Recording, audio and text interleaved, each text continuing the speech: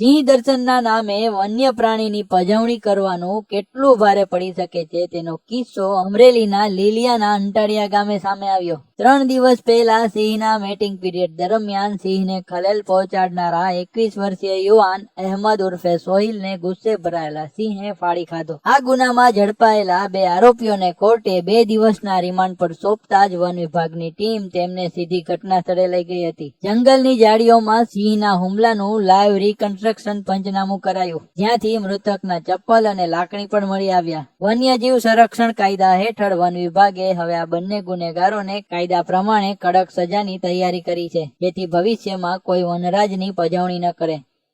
શું આપ કાનના ગળાને લગતી તમામ સમસ્યાઓથી પરેશાન છો? તો હવે નિરાશ થવાની બિલકુલ જરૂર નથી। કેશોદ શહેરમાં આવેલા વેદાંત હોસ્પિટલની એક મુલાકાત આપની સમસ્યાઓનો લાવશે કાયમી સમાધાન, જ્યાં કાનના ગળાના તમામ રોગોનું દૂરબીન તથા માઇક્રોસ્કોપ વડે નિદાન તથા સારવાર તેમજ ચહેરાનો લકવો, ચક્કર આવવા, નાકમાંથી લોહી નીકળવું તથા મોઢા અને ગળાનું કેન્સરના નિદાનની સુવિધા રહેશે ઉપલબ્ધ।